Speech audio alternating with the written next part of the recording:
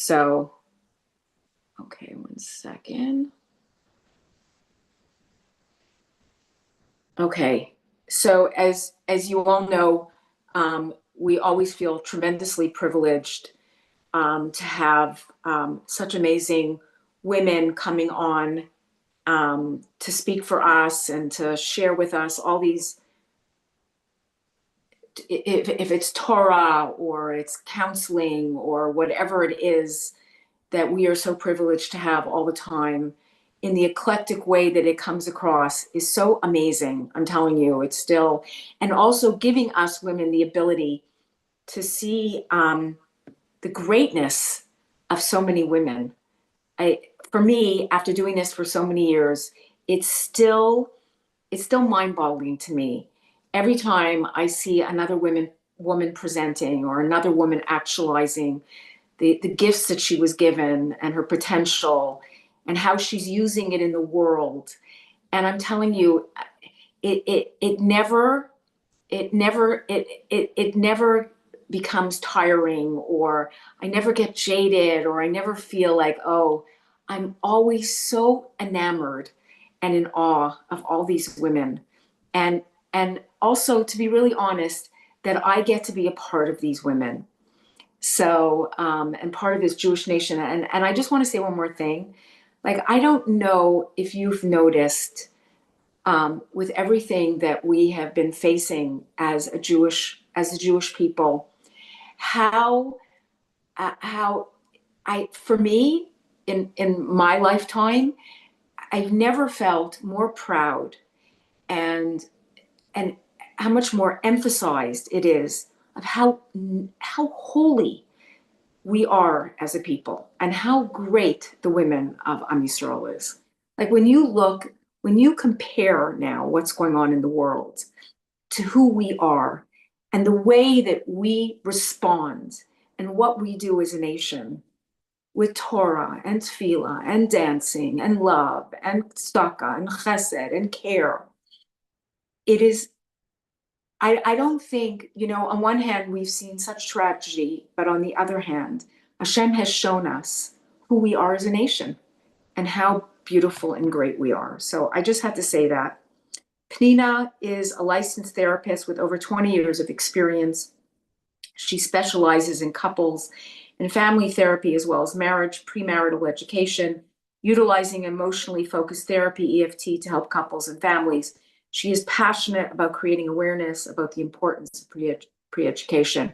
So important in the times that we're living in to really strengthen the marriages people are going into, and strengthening the marriages that we are already, people that are already in. It should be an opening for everybody to bring the Shekhinah in and to create greater light in the world when we understand the importance of all this. So, Penina, I'm just going to take myself off. I feel privileged. Thank you so much for coming on, and we look forward to listening to you. And I will share everything, Penina, so no worries. Thank you so much for such a beautiful introduction. It really speaks to me what you were saying about Klal Yisrael and the women in Klal Yisrael. And I'm really happy to be here to connect with so many different people. I never, it's my first time coming on this, and I really appreciate being here. Okay, so before I start teaching about marriage enhancement, I have to give a little bit of my background, because my story of how I got here connects to what I'm trying to teach. So I was a couples therapist for a long time. Like, I always wanted to be a couples therapist, and I was able to start specializing in couples therapy about 10 years ago, and just focusing my practice on couples therapy, and also family therapy, adult children like reuniting with their parents or reconnecting. So, but we're not going to talk about that today. So, what I was noticing in my couples therapy, because I love what I do, and I love couples therapy. I'm very passionate about couples therapy. I was noticing that a lot of couples were coming in early, very early in marriage, or talking about negative patterns that started very early on. And I felt like I was telling many couples, like, well, you weren't given the chance, right, to get off to a better start. You didn't have the role models or the skills or the education, like, almost like, it's not your fault that this has happened. I'm saying, like, you didn't, sometimes people would start off and be afraid to ask for help because of the stigma. So little problems become big problems, right? So I was really bothered by all this. And I said, you know what, like a few years ago, I said, I want to get into prevention, not just couples therapy, not just fixing the problems. So then I kind of like, I knew that I kind of know from being a couples therapist, but I wanted to go back to the books, and I did a lot of research about premarital education. Um, and I was very fortunate to find that some of my own couples therapy trainers had created a psychoeducational course to for premarital education, but also marriage enhancement. Whatever we're teaching the premarital couples, the engaged couples, the newlyweds, also could be very helpful for couples married for 5, 10, 20, 30 years, right? So that's how I got into the education. And I've been, ever since I got into the education, I've become very passionate about creating awareness, right? So I try to speak or write, and really try to tell anyone I meet, like one couple at a time, we can change the world, right? Like I really feel like anyone that can hear what I have to say and send their own child for premarital education, um, go for marriage enhancement, like we're helping, we're changing, right? We're changing also future generations, which I'm going to talk about. um, so that's how I got into premarital education. And I really wish I made my own children go. I really feel that everyone needs premarital education. The problem is that, again, sometimes when I start talking about premarital education, people think that it's for couples, engaged couples that are having difficulties. And I try to explain, no, it's for everybody. Everybody needs marriage education, right? Like a lot of times, like I'll see couples who will come in and say, okay, well, once we started having kids, like we just stopped working on our marriage, stopped prioritizing. And I always say, like, especially we know from the Torah, it's just as important to be super wife as super mom. But there's so much pressure to be super parent, run around, do every extracurricular activity, do everything for your child. But really, it's just as important to be super wife, right? And super husband, right? So, and I think that falls to the side sometimes. It gets put on the back burner. And really, that's one of the messages I try to teach, is that, just as important as being a good parent, you have to prioritize your marriage. And I do this a lot when I'm teaching. The marriage is the foundation for your family. This is your foundation, the marriage, right? I actually heard Rabbi Shimon Russell say, he said, the best parenting intervention you can do is work on your marriage, work on your shalom bayis. And I totally agree with that, right? So, and I'm going to talk a lot about that, but I'm going to do this a lot, right? So that's one of the things that I really try to impart, is that we have to work on your marriage. If you think about anything in life that you've achieved, like a degree, you become a pilot, you become, a exercise teacher, anything you do, you got a degree, master's, a doctorate, you do well in work. Anything good in life takes work, right? Anything that you feel good about, it takes work, right? So in marriage also, it has to be intentional every day. It's just as important as, focusing on your children, right? So, okay, let me tell you a little bit. I have to tell you a little bit about the type of therapy that I practice to explain how to enhance marriage and how to prepare for marriage, right? So, one thing I want to say is that I know there's people of all ages here, right? So, for those of you who are not yet married, or have children that are not yet married, I'm going to try to talk. I want you to hear about why it's so important to prepare for marriage, and I'm going to give you ideas to help prepare for marriage. But also for those of you that are already married and don't have kids in shidduchim, or that are single, this is for you to help you enhance your marriage, right? The same ideas apply to pre-marriage and marriage. Okay, so I have to tell you, okay, so I practice emotionally focused couples therapy, and it's important to explain that, right? So emotionally focused couples therapy, there's a lot of frum therapists that practice it because it really goes well with the Torah ideas. It's a empathic, humanistic, collaborative, transparent type of therapy, like where we're all working together. Like I'm not the expert on you, you're the expert on you, and I'm working together to try to facilitate a better marriage together, right? With feedback both ways. And I'm not blaming one person. I'm trying to figure out the negative pattern between you, where you get stuck and disconnected, and change that. Okay, so emotionally focused therapy is based off of attachment theory, developed by John Bowlby. Okay, so John Bowlby was a psychiatrist in England in the 50s, and he was studying child development, And he noticed that there were children in orphanages that were, they had food, they had shelter, they had medication, they had all their like concrete needs being met, but they were not thriving, they were not healthy, they were not doing well. And what he realized was that they had no love, they had no nurturing, right?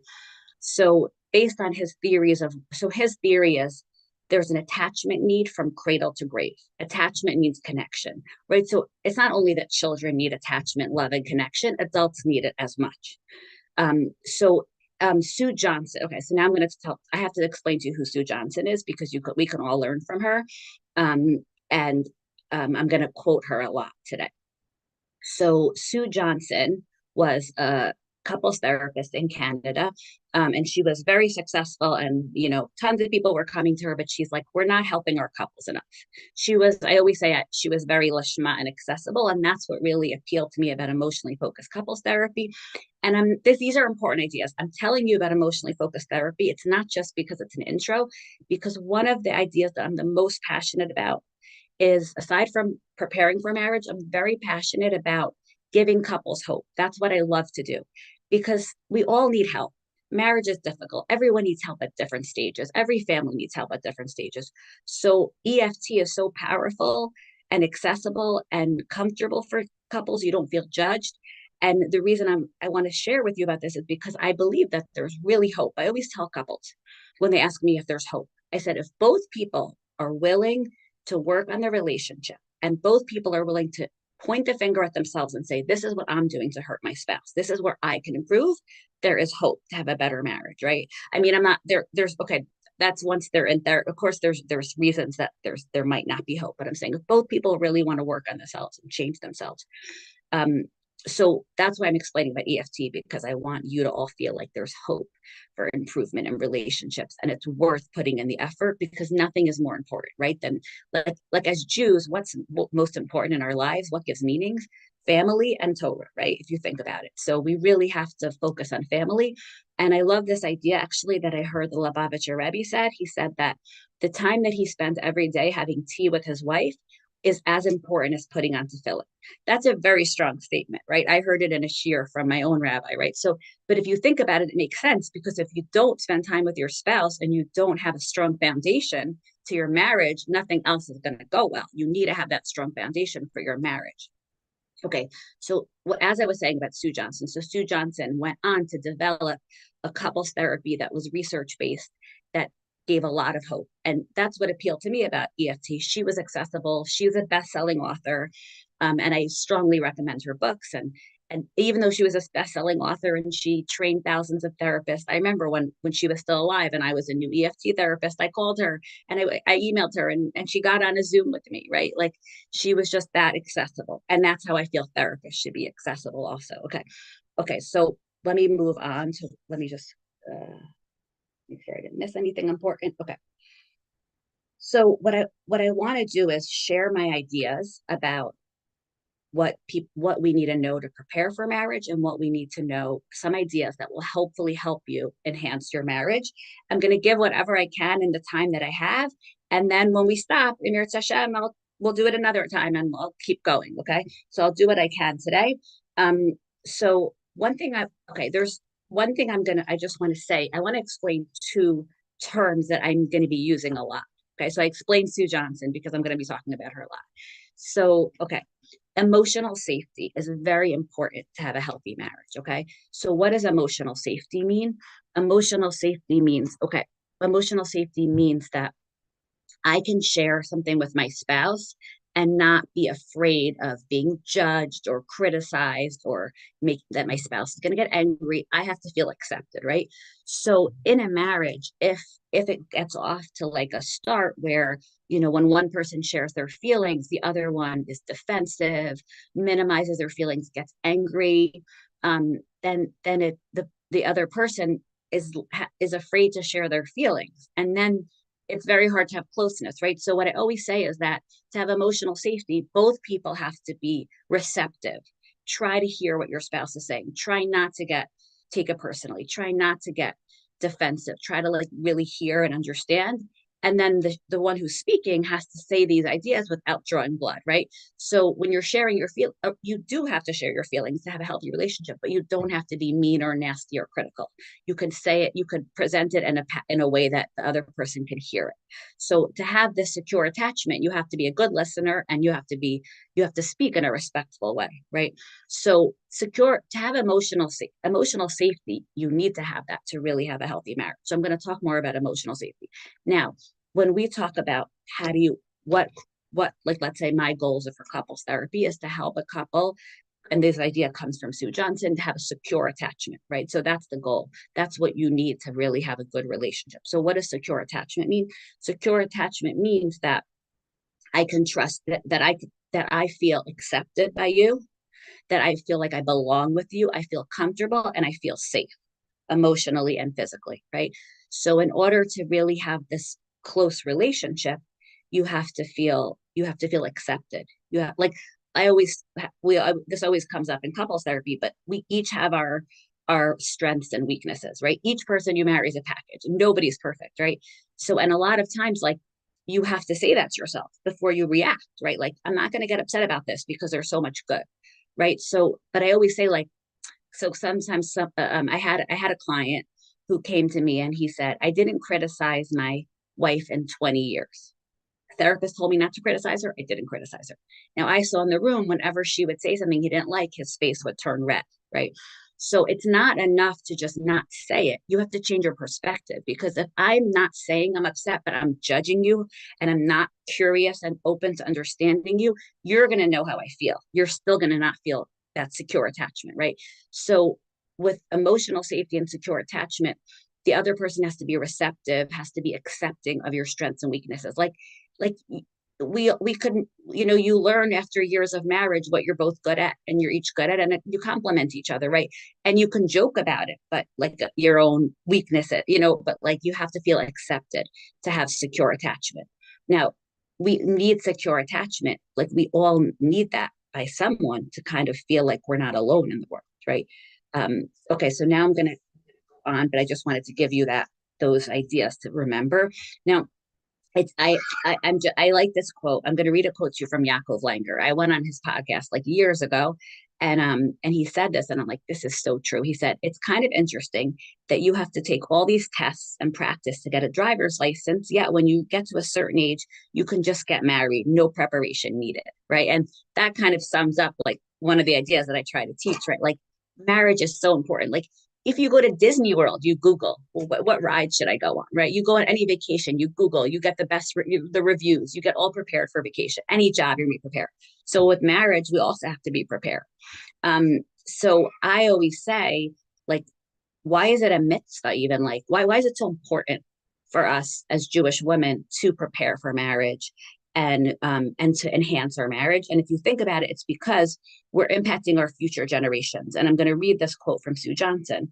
When you have a safe connection in your relationship, you can pass the quality on, not just to your kid, but to your kid's future partners. When we love our partner well, we offer a blueprint for a loving relationship to our children and their partners, right? So when we're working, we're intentional, we're working on our relationship. And that might mean getting help. It might mean reading a book, whatever it is, but we're prioritizing that relationship, knowing our own weaknesses. Our kids are watching this, right? So like when a couple comes in, to me with difficulties, like, I'm looking like the relationship that we have with our children they teach our children how to have a healthy relationship with their spouse, and what they see between their parents really help. And actually just saw this yesterday, and I'm somewhere online, and I added it because I thought it was so true. Your children won't just inherit your wealth. They'll inherit your ways, your mindset, your beliefs, your embodied behaviors. Legacy isn't something you leave at the end. It's something you're building right now. And I thought that really worked well together with the messages I'm trying to impart. So, some in this, when I'm teaching about attachment, I will sometimes weave in parent-child, examples, because it is very similar, right? And that's one of the things that Bowlby said. He said that, the relationship between adult, marriage partners is similar in that way in terms of attachment to a mother and a baby, right? So what makes you feel attached to your partner that they're accessible, right? Like we all want to feel like our spouse is going to answer the phone for us, is emotionally present and accessible. And we all need, the other part is, touch. Babies need touch, adults need touch. And then being accessible, responsive, and engaged, right? So being accessible, responsive, and engaged, that's kind of how we want to be as a listener in marriage, right? We want to be accessible. We want to be responsive and engaged. We want to show like that, like let's say you want to tell your husband about your day, or your husband wants to tell you, and it might not be something that you're interested in, but you need to show interest, right? Like everyone wants to feel like their spouse is interested, right? So you do that by showing that you really care and you want to know more, asking questions, listening, right? So we need to be accessible, responsive, engaged, which is the same thing that children need. I heard this quote once that I said, this is perfect also for what these ideas I'm trying to teach. If I mess up, if my kid messes up, I don't want them to say, mom's going to kill me. I want them to say, I need to call mom, right? So if you think about it, it's so true. Like when I talk about secure attachment and emotional safety, I always give this example that like, I get into a fender bender and I call my husband and I tell him, and what do I want him to say? I want him to say, are you okay? Not, oh, again, what were you doing? Were you just on the phone? Right?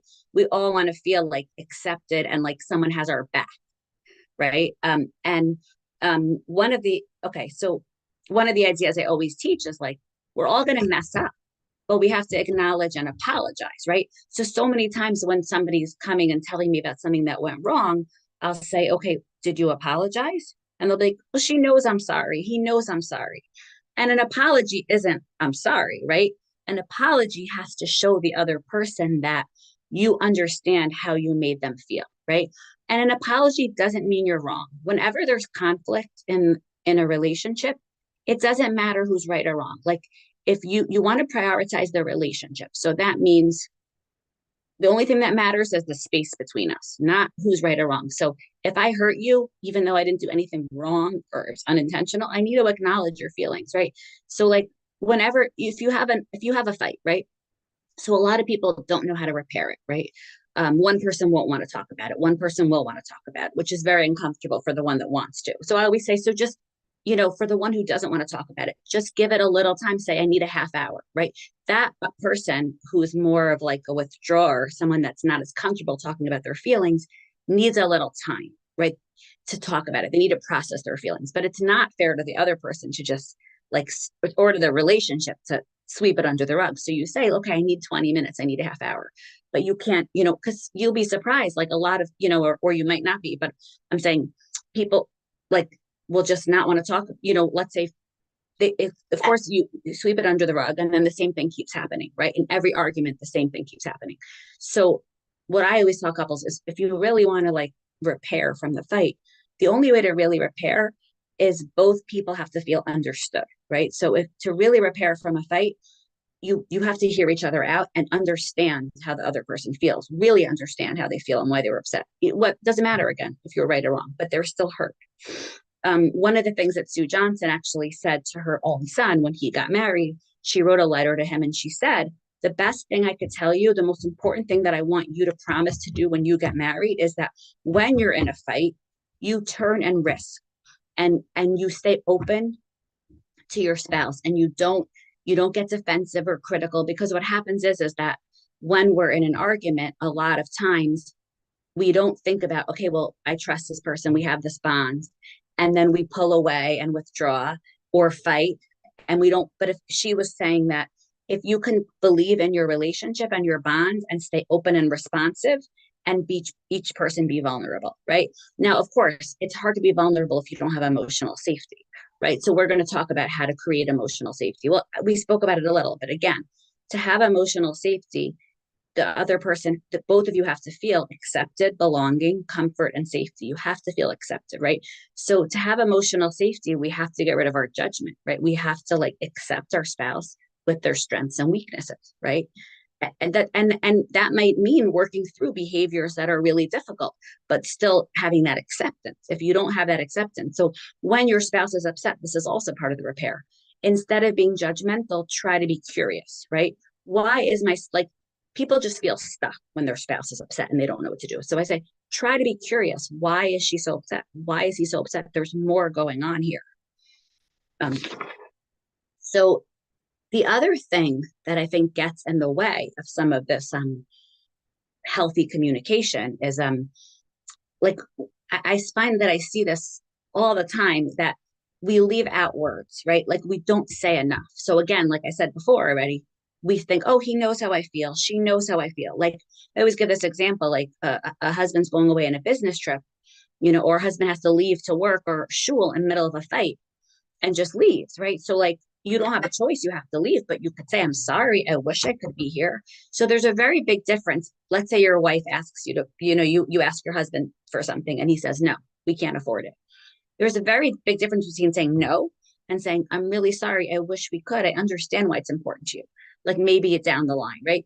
Because if you just say no, the other person feels dismissed. They feel like they're what they want, their feelings are minimized, right? So there's a lot of times you probably see this in your own life. We're rushed, we're busy, we think that we could, and we don't say enough words. We don't say enough words when we apologize. We don't say enough words, when we want to show love, right? We think people know we love them without telling them. I hear that all the time. Oh, he knows how I feel. She knows how I feel. So that's just something really important to keep in mind. The other thing I want to talk about is asking for help, right? So some people have a hard time asking for help, maybe because they were shut down in the past, maybe because they saw their own parents not asking for help, right? Or they got the message somewhere that it's a strength to be independent, right? So this is not a good message in marriage, right? Like, it's a strength to ask for help, right? So that's something we have to know in our own marriage, and we have to teach our children that it's really important to ask for help, and also um, to not expect your spouse to read your mind. This is a pitfall, right? I hear this all the time. Oh, he should know what I need. He should know. She should know, right? So I mean, and I really practice what I preach. I think it's really important that to say what you want, say what you need in a respectful way, because people get into so much trouble expecting their spouses to read their minds and to know what they need, like from day one, and maybe that's because people, someone doesn't see their own parents communicating well, or they think because they have an unrealistic expectation of marriage. And it's also really important, like, I tell couples, like, try to connect every day and check in, right? And that means listening to what's going on for your spouse, listening and validating, and not fixing, not giving advice, just listening and understanding, right? If you try to connect every day, um, then then you're not as likely to like to stuff and then explode, right? So if we don't ask for help or we don't say how we feel, then eventually it comes out in a really bad way, right? So if we share our feelings, and I'll give you a quick example because we have to stop. If we share our feelings in a vulnerable way, we're going to get a much better response. So I always give this example to my couples. I walk into the house and let's say my husband is working or on his phone and he doesn't say hello to me. And I am so upset. I'm like, how is this okay? And I go into like fight or flight mode, right? And I start saying, how could you do this? You're so selfish. All you care about is work, right? So that's coming from a place of rejection, hurt, pain, right? But what does he hear? Anger. So how does he interpret that? He interprets that as, what's wrong with her? Why is she yelling at me? And he pulls away. So I'm trying to get closeness, and by the way that I'm reacting with anger, which is, it's hard for people to have empathy for anger. It's very hard for people to have empathy for anger, right? So so then I'm pushing him away even more, right? So you want to remember, it is really important how you say it. And a lot of people say, oh, that's so annoying, but it's really important how you say it. Okay, so I think I have a minute, right? I have another minute. Yes. Okay. So I'm Oh, going to go end with ahead, this. go ahead, go ahead. Okay. No worries, I'm go going to ahead. end with this. Okay. Right. Because I always say, I said to you before that I feel like Sue Johnson's ideas like work so well with firm therapists. So I always read this to my couples. I like this explanation of the pasuk in Bereshis, Vayomer Hashem Elokim lo tov hayos adam levado asa lo ezer connecto. Right. So I like this explanation. I think this was from Rabbi Meiselman. Hashem said it's not good for the human to be alone. Hashem said it is not good for the human to be totally self-sufficient and devoted only to himself. Either one alone is incomplete. The completion of and perfection of the human personality occurs when man and woman live for each other, give to each other, and function as one unit, each performing his and her unique tasks. And then I'm going to end with a Sue Johnson quote that I think really ties this in. Sue Johnson said, being the best you can be is only possible when you are deeply connected to another. Splendid isolation is for planets, not people. So we're not meant to be alone. We're wired for connection, right? But sometimes we just have to understand what's getting in the way of this connection. Something's getting in the way, right? If we're fighting, we're both not having our needs met, but we both want the same thing. So if there's disconnection, you just want to know what is getting in the way of it, right? And try to remove those blocks. So thank you so much for having me. I have more ideas I didn't get to, but God willing, No, next so time. Penina, if you want to expand a little bit on a few more ideas, go ahead. I just want to say something so interesting. You said so many interesting things, so many like literally. It's so MS what you're saying. And what's amazing, Penina, is that what's amazing about what you're saying is that you can. This is like life. It's not just your marriage. Like everything you're saying about people wanting to feel connected, people wanting to be seen, people wanting to be validated, people all having this. And this is all relationships. You know, it's even more so in your marriage because that's the core of your, the core and the center of who of your of what you are. But I think that everything you're saying is the attachment, the attachment and the being wanting to be heard. I think that this is the concept of every relationship in our lives. And it's so true. You know, you said something that it doesn't matter who is right or wrong. You apologize because you still hurt somebody. You know, you still, and it's so unbelievably true. And if we can just transcend all the things um, that that that stop us from going to those places, just think of how much more beautiful every relationship would be. It's just unbelievable. It's so You're right. important what you're It doing. it applies to like our relationships with our parents, Right. with our children, really. Like I feel like a lot of these ideas really apply to like are applicable to our relationships with our children. Right. It's just amazing what you're saying because it's just I don't know, it's just like if everybody I guess would feel within themselves those things and be able to see it in others, like there would be so much more peaceful shalva relationships. There would be so much more pleasure. There would be, everything would change, and how do you get to that place?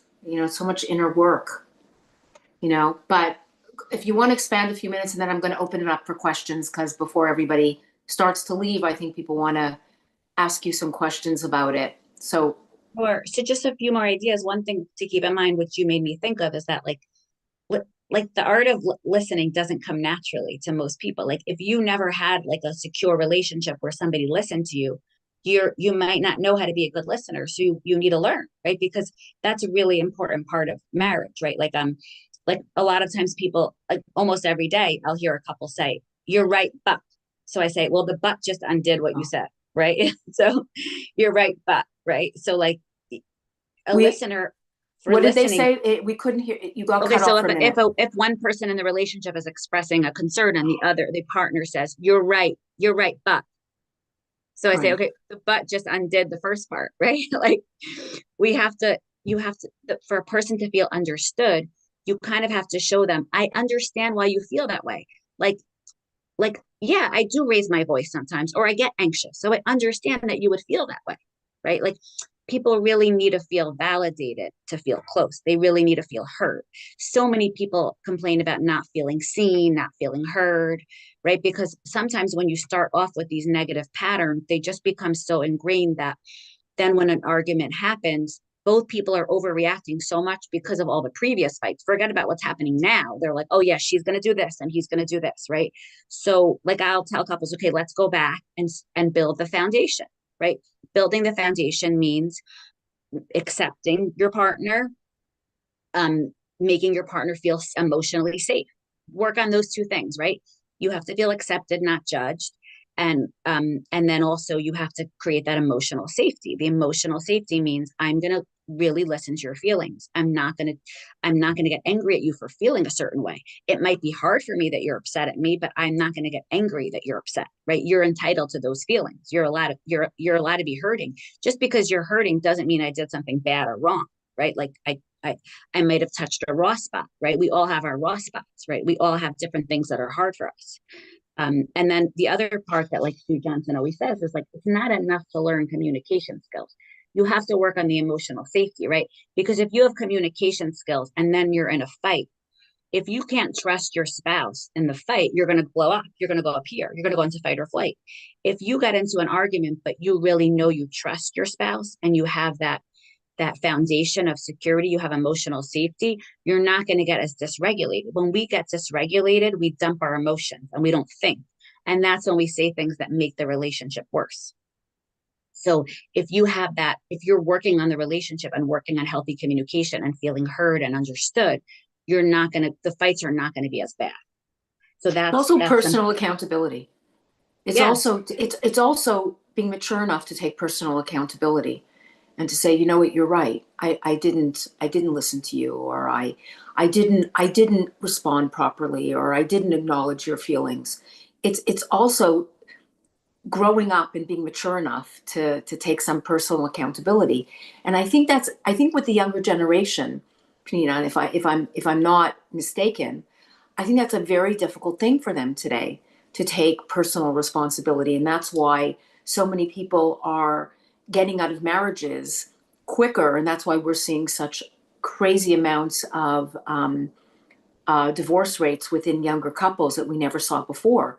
Is that would you? Well, yeah. I think what I was saying before was that I always tell couples, I think there is hope if you're both willing to point the finger at yourself, right? If you're going to say everything's her fault or everything's his fault or 90% is her fault, you're not really looking at yourself, right? We trigger each other, we hurt each other. It doesn't mean we're bad. Right. You're not bad because you hurt somebody, right? Like, so you're right. The accountability. Yeah, I think that you're right. It is different today. Like, I know that I've heard like parenting experts say, like, we're raising different children today. Like, the same thing doesn't apply today as it did years ago when we were so I agree with that, what you're saying. Yeah. Are you seeing more marital issues today than, would you say, than when you started? I mean, I guess because I don't know if I'm seeing more in my practice, but definitely personally in the community, I'm seeing more, difficulties. Do you what would you attribute it to? I think I think communication, right? Poor communication, but I also think like I think there's a lot of pressure to get married. Right. And I think that there's not enough preparation. Like, I mean, this is a whole separate topic, but I really think that I also give talks to parents of daters because I really feel like I always say you have to look at the big picture. Your child is going to be happier married in 3 years to the right person. Like when you're looking at this couple that is dating, when you're dating, you have to say, am I going to be happy sitting alone with this person in my apartment? Like, am I just thinking about I'm getting it to be an older single? So you have to look at the big picture. So I think there's a lot of pressure in dating. I do think that there's too much, and there's not enough. Right. There's Well, not, because it, right. Well, because we, so the big question now, Penina, because I agree with you. I hear it from so many girls, and I just hear it all the time.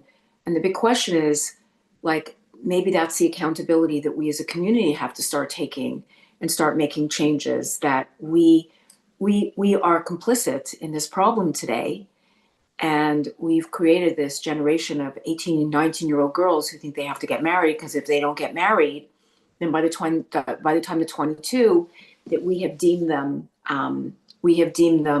old. Rather, it's actually so bizarre when you think about it, and it's so outrageous what we've done, rather than encouraging our children to develop and to actualize themselves and to grow and to become more of themselves. We're saying no, no, no, no. And then we're saying that if you do that, then you're taking yourself out of the picture of the you're removing yourself from the possibility of getting married because now you're deemed, too old at 22 or 23. When you're 25, you're like an old maid. I think sometimes I think to myself, we have a lot to learn from the secular communities, in not in the sense that they let them go forever, but in the sense that there's much less judgment involved in all these things. And like, think about the disservice.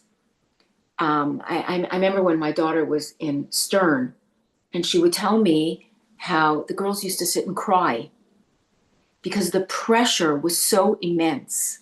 They didn't know what to do with themselves. You know what I mean? And I think that that's something we have to do. I think what you're doing is unbelievable, like momish, so important. But I think also the accountability and the changes have to come, you know, Right. from But I think that the way to do it is if we could spread awareness that each parent like just does that for their, because I did try to create like communal awareness, speaking to Rabbanim and agencies, and I didn't get, you know what I got? Because like you said, the stigma, they'll send me the couples that are having trouble for premarital. I say they don't need premarital education, they need therapy, right? So what I feel like if we can get each parent to kind of say, I'm going to really do a better job with my kid when they're dating, I'm going to quiet the noise and think big picture. And you know what? If I see a red flag, I know how it is. I've dealt with situations. It's very hard to break an engagement. It's very hard to break an almost engagement, but you really have to think big picture, right? Like, and not about, it's uncomfortable. But like I always say, like you have to have, when a couple's dating, they have to spend time together, not on a date, like a more natural setting where, in a situation that could be stressful and see how the person reacts. but I think one of the biggest problems today is people don't have the courage to take those steps and to be different than everybody else. And until that's going to happen and there's enough people doing it, you're still going to be stuck in that narrative, in that cultural narrative that it's been created, because the people that want to take the steps to change it are going to be too afraid that if they do that, then their children will be left behind. I think I don't know what it's going to take. Like, I don't know what the honesty, to be really honest, I think what it's going to take is some of these singles to stand up and say, enough of what you're doing to us. Like, this is the way it's affecting us. I don't think it's going to take the Rabbanim or the agencies. I think it's going to be these kids that are going to say, done. We're not doing this anymore. Like, we're going to be authentic to ourselves, right? And I think it's also going to be the fact that we can take the narrative or the accountability or any of it, and and and and put the power back on both sides. Mhm. I think that as a culture over the years, and I just had this discussion. I want to tell you that I was just speaking to this. He's like a makubal, but he's very, very big Hasidic of Rav Morgenstern. He said something so interesting to me. He said that um, he said that as we get closer to Mashiach, if you look at the 10 spheres, right? The first nine are all male energy, are all male, and the lowest one is Malchut, which is the female. But as the truth comes out more, right? As it comes out more, he said, as we get closer to Mashiach, what's going to happen is Malchut is actually going to be even above Keter. That's how much the understanding of the feminine, of the woman, is going to be so elevated that the Malchut, which was the lowest level, is going to be the highest level. And I think that we're seeing some of that now, but people don't know how to navigate it, right? That's why you're seeing so many girls so high up, and having these expectations, and these boys so low. So there, the field is changing, but at the same time, the what I'm trying to say is that we have to equally, if we want truth in the world and we want real Hashem, rather than going into these ideas of either male or female, of of of of of of what's the word I'm looking for, of equally bringing the decisions within the shidduch world, within marriage, within relationships, back to both people, back to the woman and the man, both to the girl and the boy. It shouldn't be in one hands, because when you do that, what you're doing is you're imbalancing the whole process. And naturally, there's going to be problems when you do that in marriages, in dating, in all these different things. And I think that is such an important thing. And the question is, Pina, how are we going to do this? How are we going to bring back? It's almost like, and I hear this all the time. People say like, "Oh, it's a sham." I don't believe that. We did this. We created this, and then we have to have all these institutions that try to, and all these courses and all these things to bring back, um, um, to try to heal it all of all. And the question is, how do we step back and create this accountability and this sensible honesty where we can do it right from the beginning, right? And we can bring back the what we like. I don't know, it's sad in a way, like it Yeah, really it is. is. Yeah. I mean, educating the girls like in seminary and high school. I mean, high school, I don't know if it would help, but in seminaries, like I don't know if that would happen, right? That's why I always say like if each of us can like just, you know, spread awareness as much as possible and, talk openly about these things, right? Not be afraid to talk about these things, not Right, worry about tell people, oh yeah, my kid's going to a dating coach, my kid's going to premarital. right. I'm taking a marriage enhancement class, right? You're right. When I gave my first marriage enhancement class, my friends all took it. And a lot of people have said to me, actually, when I tell them what I do, like couples that are married years, oh, I wish I had that. We needed that. We needed Right. premarital education. It was hard at the beginning. So, And I think even more so today, because I yeah, think that kids are just totally different than they were. The expectations today are crazy. yeah, The and I think the lack of accountability, exactly what you said. And I think also that people are not healed today. So because there's so much inner trauma, I think that whole idea of seeing each other and making room for each other, and not judging each other, and giving people a safe place, is harder for people today, because they're not coming from that place of inner healing, or inner, like, center. And right. therefore they're going into this in a much weaker stance. So I think what you're doing is just unbelievable. Okay, I'm going to open it. Penina, do you want to say anything more, or can I open it No, up? it's okay. I'm good. Yeah, You're good. yeah. I think what, and I just want to tell you, I want to compliment you, that even the way you give it over and the way that you explain it, in it's so deep, but you bring it forward in such an understandable, tangible way. So I just want to thank you so Thank you. much. Thank I'm you. sorry it took me so long to, because you're so incredible, and the work you're doing is so amazing. So Shandy, Thank go you. ahead, ask the question. The question, Shandy. Shane? Shane Delay. Okay, so I'm sorry. I was busy writing. First of all, thank you so much because I always, I just think you are fantastic. And I think you are very, I'm trying to put myself on regular. You were just, you need to be. Right. My husband and I are married. We just had our 44th anniversary.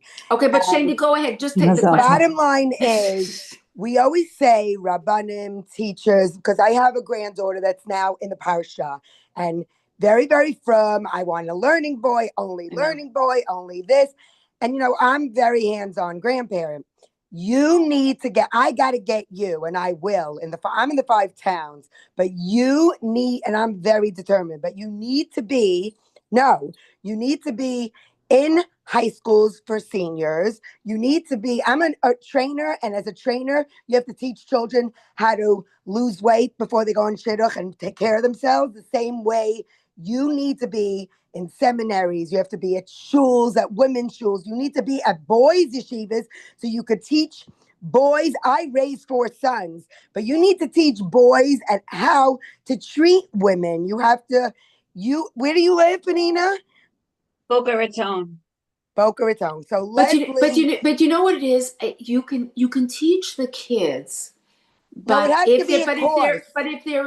if there is a nervousness and there is a craziness within the parent body, then that is going to go over. Okay, It no, has to but be. like It a has to put math, no, like English, like Navi, like Chumash. right. You have to have, you have to be in a course. You have to be, um, not shidduch learning, you have to find the right title so they don't get anxiety and they don't get, it's very, I'm telling you, it is No, everybody knows. more, but we need to get a Penina out there, like all over, not only in Boca Raton.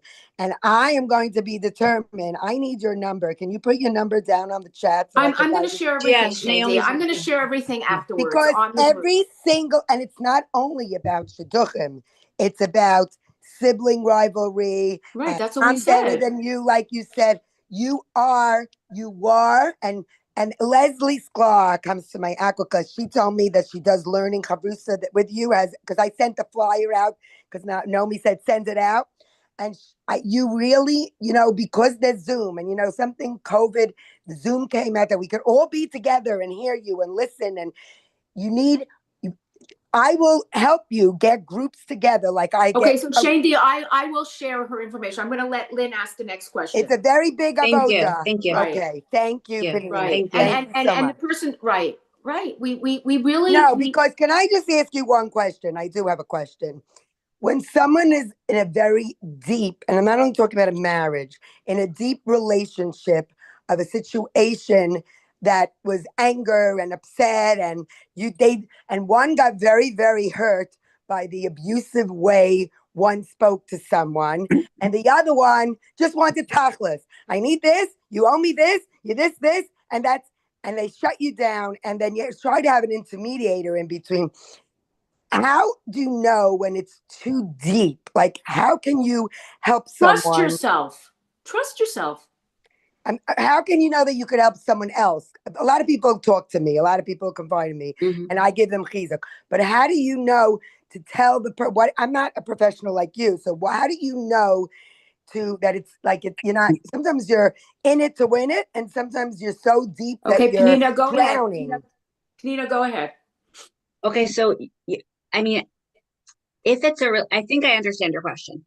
If it's a relationship with where the other person is receptive, it can be worked on. Right now, if you're saying this, you're not talking about a marriage. So if you're talking about marriage, parents, sibling, like a close friend who you can be vulnerable with, you can work on the relationship if the other person's receptive. If the other person's not receptive, then you might pull away, or it might just become a more like, superficial relationship.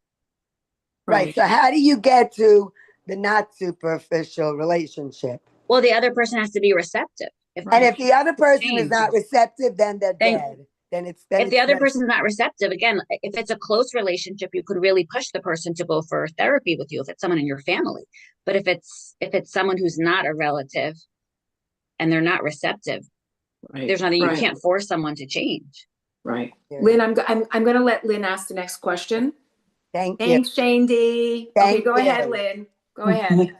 Hi, thank you for this introduction, but it's such a deep thing, and I think it's different on different age groups, of course. But I once was in a session with someone other than a spouse, and it was more like someone who was doing therapy or psychiatry, and they felt that they could treat uh, like a parent-child relationship the same as a couple relationship. Do you think that that's true, or do you think that isn't the same thing? It's different. They're different in the way you would treat the relationship, but certain concepts will be the same, right? Like if you're changing the communication, right? That part will be similar. If you're trying to create emotional safety, that would be similar. But of course, there's a lot of differences Okay. between a parent-child and a marriage. And then how much of it, like, would you introduce as explaining a sensitivity, like when it comes to actually not just the couple with talking about becoming parents and talking about how the woman might change things, change hormonally when she becomes pregnant? I remember for myself, I got totally distraught about the simplest thing, and I laughed about it afterwards. But during the time I was pregnant, I was very upset that my ex-husband had used a sponge that I bought specifically to wash with on a car, to wash the car. And you can see now, like, it makes you laugh. But at the time, I was very hysterical about it, and I can laugh about it afterwards. But but so things like that, I think, had to do more with hormonal changes than, Well, um, everyone says to me, "Oh, this you're going to think this is the stupidest reason we got into a fight over a sponge or over a glass." But it could be that the relationship there was already difficulties, and that's why it blows up. I would explain about what a woman goes through when they're pregnant, but again, like the woman has to still work on emotionally regulating, and then the husband has to work on being more supportive. So okay, perfectly thank said. you. So perfectly said. Wow. Okay, Esty, but just a question. Just a question, Esty, because we gotta finish off. It's already 10:30 here. Esty, you there? Yeah, hi. No, sorry, I just Oh, want I to thought it say was the that other Esty. Go ahead, Esty. just the topic that Penina brought up, so much of it was emotional regulation. And I think it goes exactly together with what you brought up about the women in the home. And I think you were saying how it's the age and the women are pressured, but I think deep down, if the women in the home can start to connect to her real true self and to start to really learn how to regulate herself, it's so amazing how that then goes onto the children, and then she can really listen to the child, and then she'll see objectively what the child's going through and then send the child to therapy if she needs it. I think that the solution is what you said yourself. If us, the women, can just do our own healing, Right. that is just so powerful. And that's also what Plina was saying about emotional safety.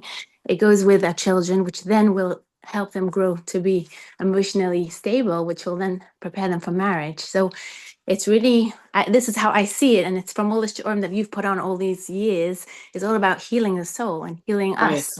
Right. And that I think is really so deep. Like if we as the mothers work on ourselves, on connecting to ourselves, trying to, as you say, emotionally be able to, hold other people, Right. and it just spreads. I don't know. I just saw it No, so clearly. it's so true, Esty. But you know what?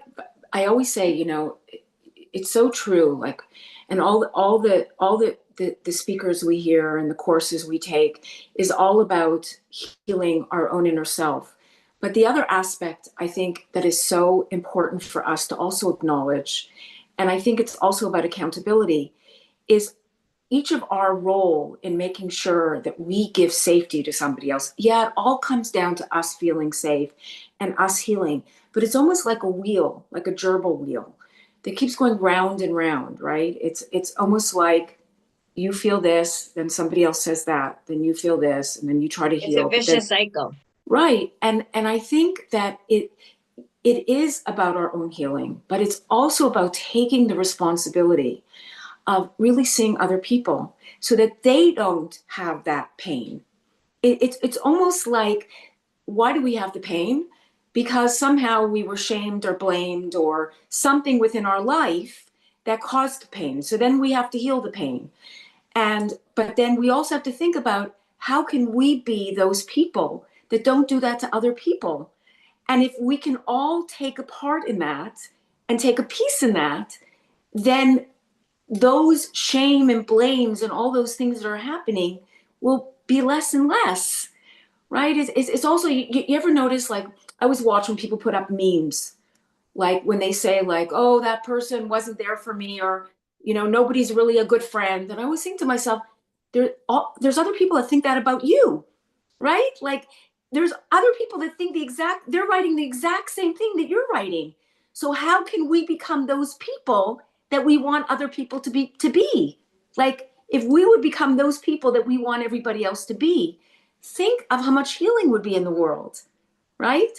So I 100% agree with you. Like, we we all have this inner, things, and but it's also standing up and saying, you know what? How can I be that for somebody else?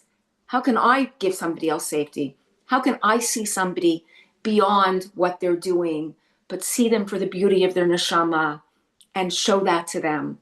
And that's part of giving to our children as well, I want to just add on to Naomi what you're saying. That's also why I kind of stress, like, it's so important to go into marriage, or at least as a newlywed, understand your own strengths and weaknesses, understand your triggers, because then you understand, oh yeah, like, so either you can encourage your child to do premarital, newlywed, or with your own children, help them understand, oh yeah, this is hard for you.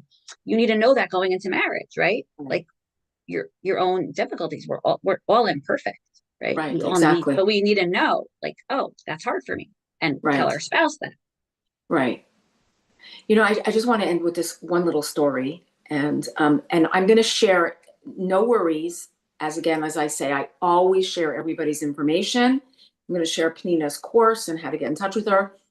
I just want to end with this one story that, for me, really, really, my mother called me up last week, and she told me that my brother, who one of his daughters, she's more free spirit.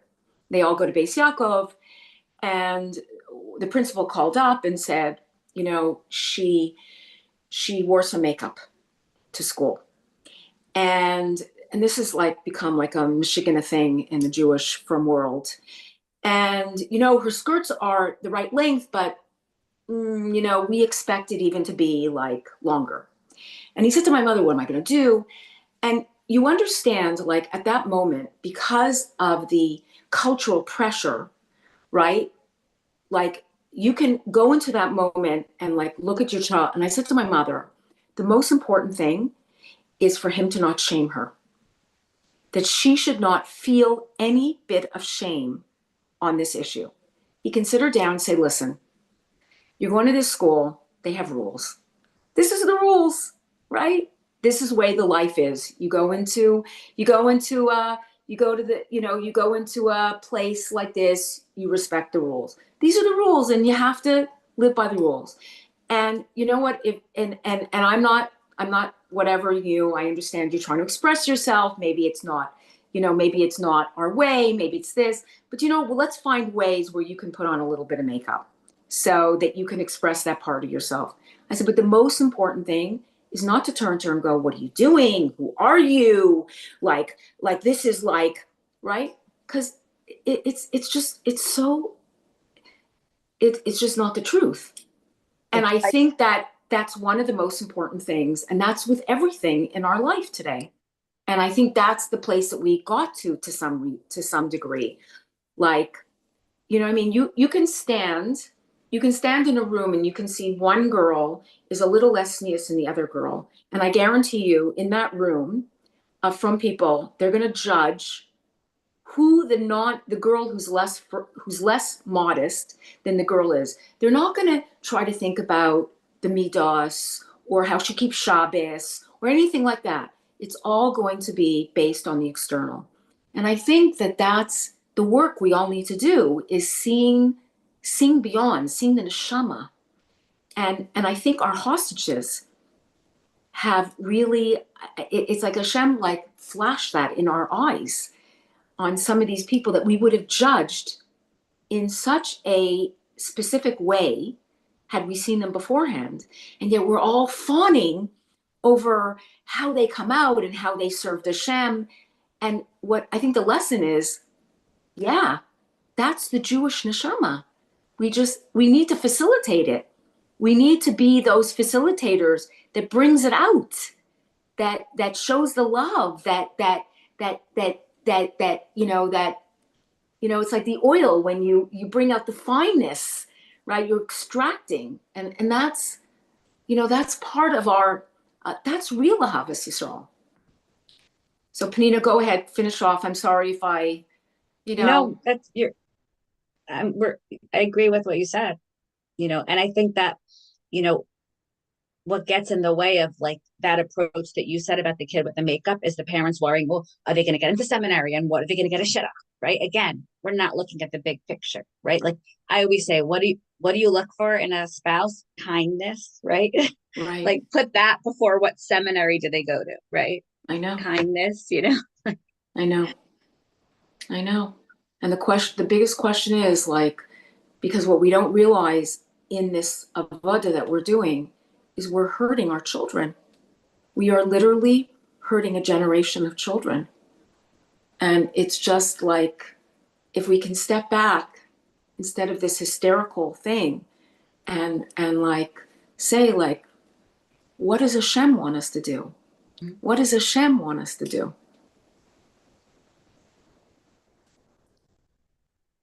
Amazing, Penina. Thank you so much. I am going to share. Tzur Liba, you have to make it really, really quick. Tzur Liba, quick, quick, quick, quick, quick, and then we're going. That was magnificent, really magnificent. I just want to add what you were saying about children. Having been, I know. Parsha of so many of my kids who had suffered from abuse and went through derech issues, the number one shift that still is to today, and thank God most of them are in incredible shape and becoming, the therapists that all people that go through stuff have. But the journey of going from what school wags their tail, what you were just talking, wags their finger at, and picks up these little nakudas that shames children, to the journey of what happens when a child is struggling with their derech, and even more than that, that shift from, oh my gosh, and the reaction, which we were talking about, to unconditional love and support and communication and validation, even in the crazies like what Avi Fishoff lives with, is so pivotal and critical. I'll give you one quick example that I have a 31-year-old amazing daughter who went through a ferocious journey and is back in an incredible way. But she and I did it like a lot wrong from the old school. I went to where she lives, which is not near me. I flew there. I had a wedding. I went early. I spent 10 days alone with her, just validating, celebrating, enjoying, and reconnecting. And I'm telling you, it's almost like going back 15 years of healing from just holding space and loving. But you could do that hatkala. You don't have to do that after. You can do it now. When a kid is struggling, there's a reason. And the problem is, what you were saying, Penina, is how much you need that safety and connection. Right. The kids that are struggling, that seem like they're rejecting it the most, they need it the most. Like they're the ones that don't know what to say that. So I'm just saying, it really is a klali for marriage for sure. And for children, especially children struggling with their derech, it is like the pitaron.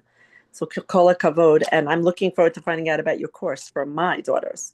And by the way, you have someone like, what's her name? Why did I just forget her name? My daughter's friend, Tzipora Gradko, who has the podcasts of Stories of Hope, who are showing that you don't have to throw somebody a vec because they're not in the age and the range and everything. Shidduchim stories of people who, and she herself and my daughters who are not at the point. There's a lot of girls out there are saying, okay, I'm older, but I know who I am. But you know what it is, Tzur Liba? It's like, look how we have to frame it. Stories of hope. Right. Like that's the point. Like we have to make it like something that's beyond reality. Like we almost have to get that, we almost have to feel that hope, because that's what's been created. So it's like the stories of hope rather than, looking at it and thinking. Well, we start somewhere, like right now, to unravel a whole system where when girls walk into a Beit Yaakov, the Menahelis doesn't look at their knees and instead looks at their face. We got to start with whoever we've got on board already to say, yeah, I'm 27 and I'm proud and I know who I am now and I'm more ready. Right. You're right. Thank you, Tzur Liba. I know what you've been through, and mamash. Thank Hashem. They built me and my emunah and batachon and everything. But the journey of what Rabbeim and everybody used to say, send them to wilderness, send them away. They need what we were just learning. They need Right. love and acceptance, And even safety, right? especially in the middle of the storm. You have to be their lighthouse and shine the light and just keep letting them come back home by just not letting the light dim ever. One thing to keep in mind is like if someone's upset and you don't know what to do, you just have to hold their pain. Hold their pain. Make them feel like you're Right. holding their pain. Right. So true. It is so true. Okay, Penina, thank you so, so much. This was incredible, incredible. And thank Thank you you. I for all really the enjoyed people being here and who can, oh, thank you so much. You have to thank come you. back and you'll send me all your information. I'll Yes. share it on the groups. Okay. And thank you for all the people who took part and who added so much to the conversation, and really beautiful. Penina, I wish you all the hatzlach in the world. We're all in it together to bring healing and to bring goodness and bracha and all good to everybody. Bezrat Hashem. Amen. Thank you.